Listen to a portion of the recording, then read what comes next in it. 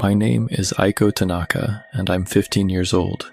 I attend Sakura High School here in Tokyo, where I've spent the last 3 years walking these same corridors, sitting in the same classrooms, and listening to the same stories that get passed down from one grade to the next. Our school is pretty typical, I suppose, built in the 1980s with that classic concrete design that makes everything echo when you walk through the halls.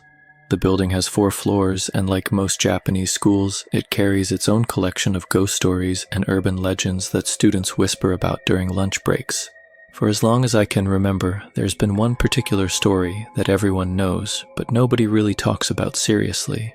It's about Hanako-san, the ghost who supposedly haunts the girls' bathroom on the 3rd floor. The legend goes that if you knock 3 times on the door of the 3rd stall and call out her name, she'll answer back. Most students just laugh it off as a silly superstition, something to joke about when we're trying to scare the younger kids during their first week of school. I've always been the kind of person who stays in the background, keeps to myself, and focuses on my studies. What I'm about to tell you happened just last month, but it feels like it was yesterday. The memory is so vivid, so clear, that sometimes I wake up in the middle of the night thinking I'm still there, still trapped in that bathroom, with whatever it was that answered me back. It was a Tuesday afternoon in late October. The autumn leaves were just starting to change colors, and there was that crisp feeling in the air that always made me think of new beginnings and fresh starts. Our literature class had run late because Sensei Watanabe wanted to finish discussing our assignment on traditional Japanese folklore, which now seems almost ironic given what happened next. Most of my classmates had already rushed out to catch their trains home or meet up with friends at the convenience store down the street. I stayed behind to help clean up the classroom, something I did regularly because it gave me a few extra minutes of quiet before heading home to my family's small apartment. As the class representative, I felt responsible for making sure everything was in order for the next day. I wiped down the blackboard, arranged the desks in perfect rows, and made sure all the windows were properly closed.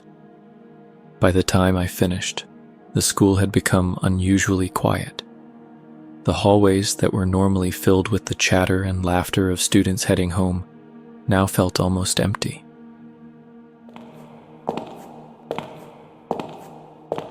My footsteps echoed as I made my way toward the staircase, my school bag bouncing gently against my hip with each step.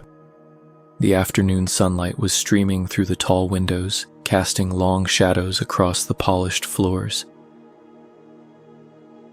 That's when I found myself walking past the 3rd floor bathroom. I don't know what made me stop. Maybe it was the way the light seemed dimmer in that particular section of the hallway, or how the air felt just a little bit colder.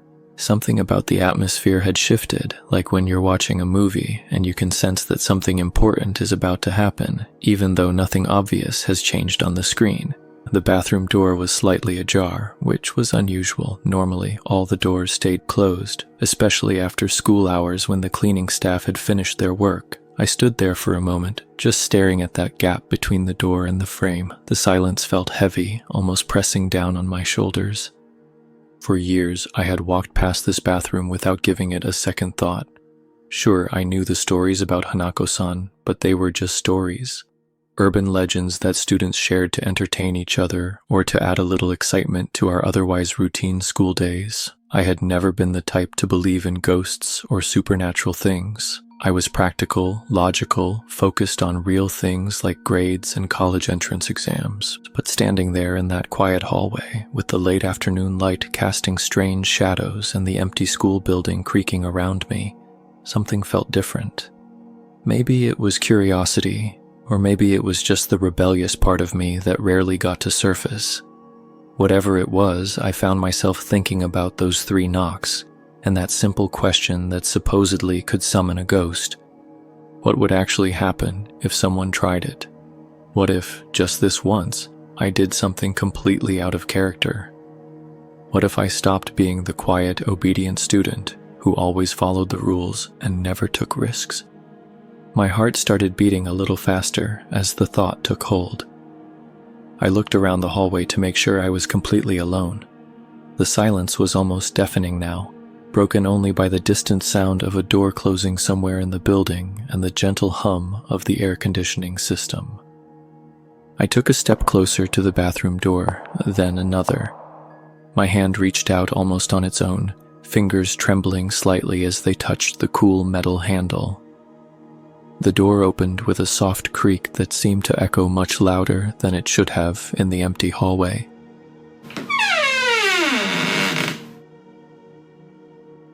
The bathroom was exactly as I expected it to be, clean, sterile, with that faint smell of disinfectant that all school bathrooms have. There were 5 stalls in total, their doors all standing open except for the last one, which was closed but unlocked.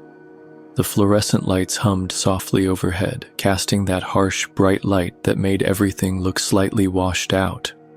I walked slowly to each stall, checking to make sure they were all empty. My footsteps seemed unnaturally loud against the tile floor. First stall, empty. Second stall, empty. I could feel my pulse quickening with each step, though I kept telling myself this was ridiculous. Nothing was going to happen because there was nothing there to happen. But when I reached the third stall, I stopped. This was it. This was the stall from all the stories, the place where Hanako-san was supposed to appear if you called out to her. I stood there for what felt like several minutes, just staring at the plain metal door with its simple latch. It looked so ordinary, so completely normal, just a bathroom stall in a regular high school. I raised my hand and hesitated. Part of me wanted to turn around and walk away, to go home and forget about this silly impulse. But another part of me, the part that was tired of always being cautious and predictable, urged me to continue.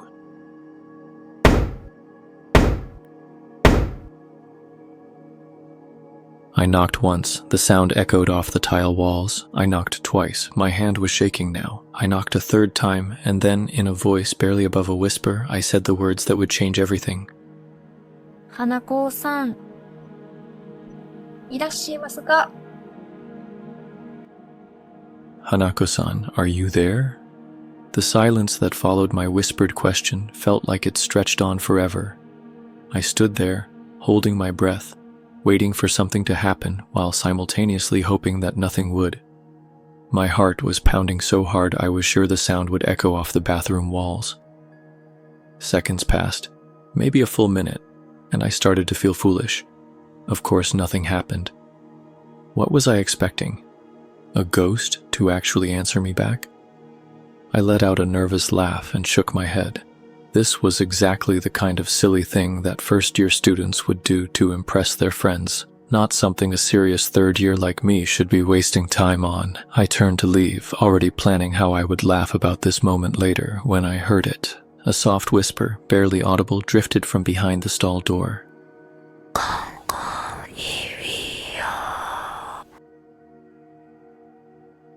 I'm here. The voice was so quiet I almost convinced myself I had imagined it. But the tone was unmistakably real, unmistakably human, and unmistakably not my own. It sounded like a young girl, maybe even younger than me, speaking in that sweet, innocent way that children do when they're trying to be helpful. Every muscle in my body tensed. The temperature in the bathroom seemed to drop several degrees, and I could see my breath forming small puffs of vapor in the suddenly frigid air. My school bag slipped from my shoulder and hit the floor with a dull thud that seemed to echo endlessly in the small space. I wanted to run. Every instinct I had was screaming at me to turn around and sprint out of that bathroom as fast as my legs could carry me, but I found myself frozen in place, unable to move, unable to breathe properly, unable to do anything except stare at that closed stall door with growing terror. That's when the door began to creak open. It moved slowly. Just a few centimeters at first, then a little more. There was no wind, no air current, nothing that could have caused it to move on its own. The hinges made that distinctive squeaking sound that old metal makes when it hasn't been oiled in years. Through the narrow gap, I could see nothing but darkness, as if the inside of the stall was somehow deeper and blacker than it should have been. I took a step backward, then another, my brown loafers slipping slightly on the tile floor. My breathing was coming in short, panicked gasps now, and I could feel tears starting to form in the corners of my eyes. This wasn't real. This couldn't be real. Things like this didn't happen to ordinary students like me. But as I continued backing toward the bathroom's main door, I caught sight of something in the large mirror mounted above the row of sinks. At first glance, it looked like my own reflection staring back at me, wide-eyed and terrified, but then I noticed something else in the mirror's surface, something that made my blood run cold.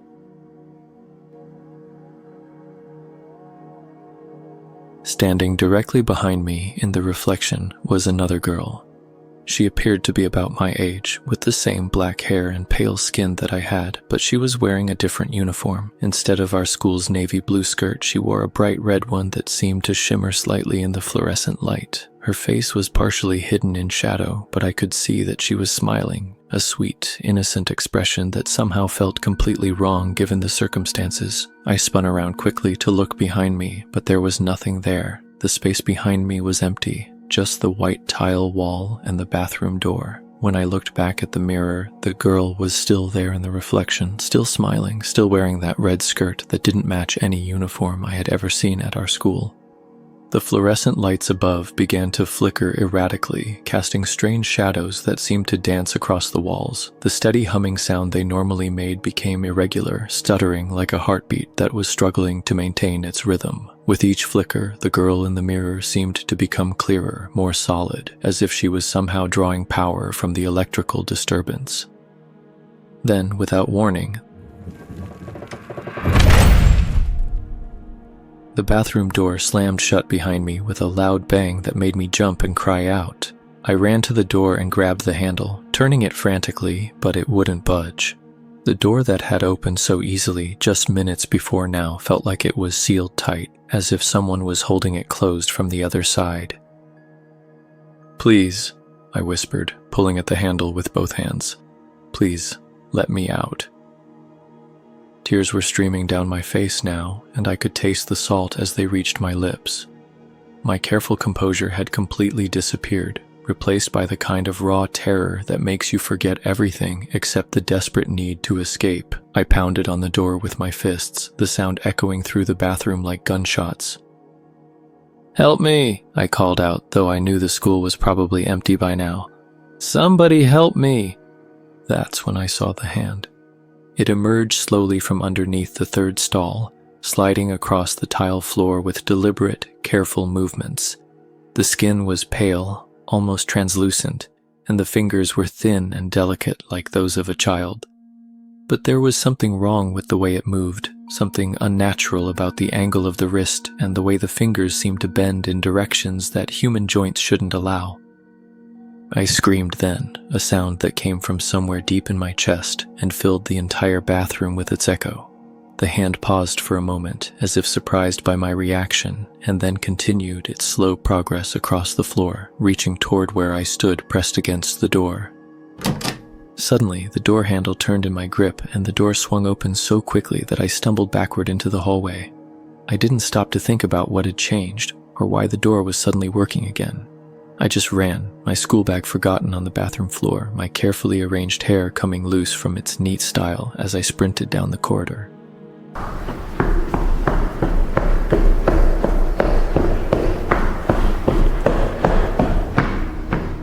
My loafers echoed against the polished floors as I ran, the sound seeming unnaturally loud in the empty building. I didn't look back, didn't slow down, didn't stop until I reached the main staircase and began taking the steps 2 at a time toward the ground floor. My heart was pounding so hard I thought it might burst, and my breath was coming in ragged gasps that burned my throat. As I rounded the corner on the 2nd floor, I collided directly with Yamamoto-sensei, one of our math teachers.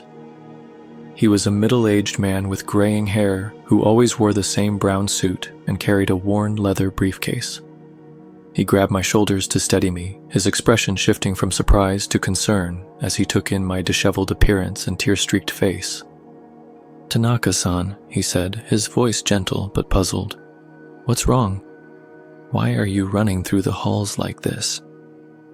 I tried to catch my breath enough to explain what had happened, but the words came out in a jumbled rush. "The bathroom," I gasped. "The 3rd floor bathroom. There was someone there, someone in the mirror, and the door wouldn't open, and there was a hand." Yamamoto-sensei's expression grew more serious as he listened to my broken explanation. When I finished, he was quiet for a long moment, studying my face with an intensity that made me uncomfortable. Finally, he spoke. and his words sent a chill down my spine that had nothing to do with the temperature. "Tanaka-san," he said quietly, "that bathroom has been sealed off for years. We don't allow students to use it anymore." He paused, glancing up toward the third floor as if he could see through the ceiling to the hallway above us. "There was an incident there a long time ago," he continued, his voice barely above a whisper. "A student went missing. They found her belongings in that bathroom, but they never found her. The door should have been locked." I stared at him, feeling the color drain from my face. "But I was just there," I whispered. "The door was open. I went inside and—" Yamamoto-sensei shook his head slowly. "That's not possible, Tanaka-san. That door has been locked for over 10 years. He walked with me to the main entrance, making sure I was steady enough to make it home safely. As I stepped out into the late afternoon sunlight, I felt some of the terror begin to fade, replaced by a deep exhaustion that settled into my bones.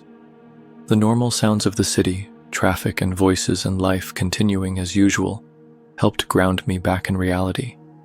But even as I walked to the train station, even as I sat on the crowded car surrounded by other students and office workers heading home from their day, I couldn't shake the memory of that pale hand reaching across the bathroom floor, or the image of the girl in the red skirt smiling at me from the mirror.